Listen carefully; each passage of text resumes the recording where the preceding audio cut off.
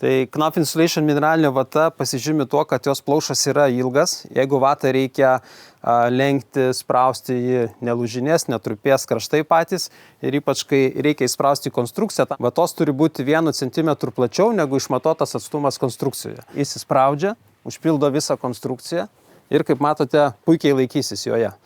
Tai jos ilgaamžiškumas bus 50 metų. Aišku, labai svarbu, kad būtent ji negautų tokios perteklinės drėgmės iš vidaus.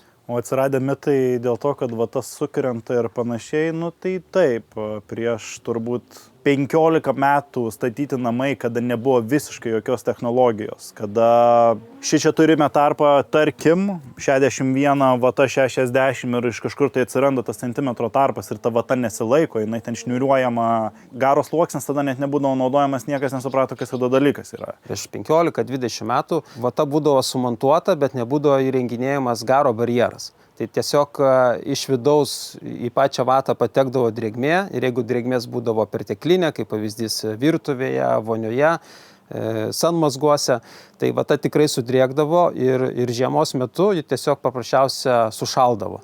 Nes storiai nebūdavo dideli, tai jeigu vata sušlapus, pradeda smukti ir sėsti. Nes svoris tikrai jos padidėja. Šičia vata tikrai nėra šniuriuojama, tinkamai sudėti statramščiai, vata šitoj vietoj jinai fiziškai neturi galimybę sukristi.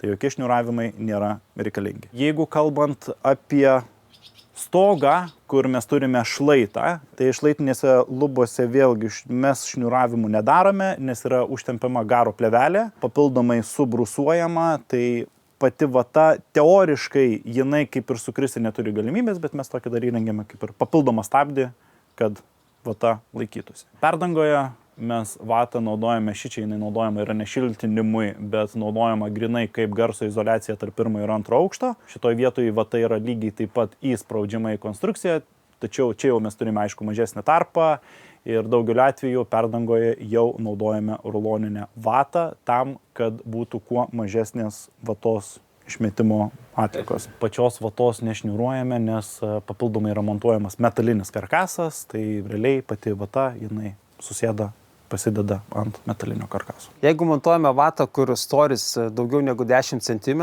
ir į tokias konstrukcijas kaip perdanga arba šlaitinis stogas, tai vata įsispraudus su to 1 cm, kai vatos yra plačiau negu atstumas konstrukcijoje, tai vatos raišioti nereikia ir prilaikyti nereikia, nes jau puikiai laikosi. Karkasinių namų atstumai tarp gyvenamųjų namų yra daug didesni negu mūrinėje statyboje. Tad kiekvienas tas papildomas priešgaisrinės klasės, aukštesnės klasės momentas ir medžiagiškumas jis yra labai labai svarbu.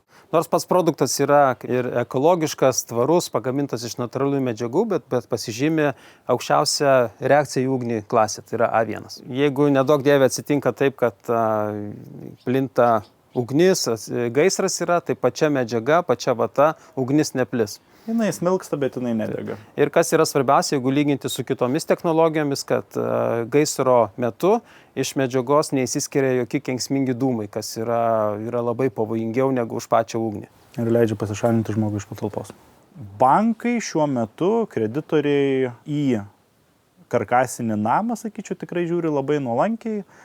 Jeigu prieš kokius, vėlgi 7-8 metai atgal, tai karkasinė konstrukcija dar būdavo ganėtinai sunku dėl paskolos dalykų ir panašiai, bet šiuo metu tikrai visiškai jokių problemų nėra. Lygiai taip pat ir pats, jeigu Saulius statė namą prieš 6 metus, pats pasistačiau turbūt prieš 4 metus, tai jokių problemų su banko paskolomis nebuvo. Nors pats mūriniam gyvena, Jėzu. Juokauju, čia bairis buvo. Neduok tu Dieve.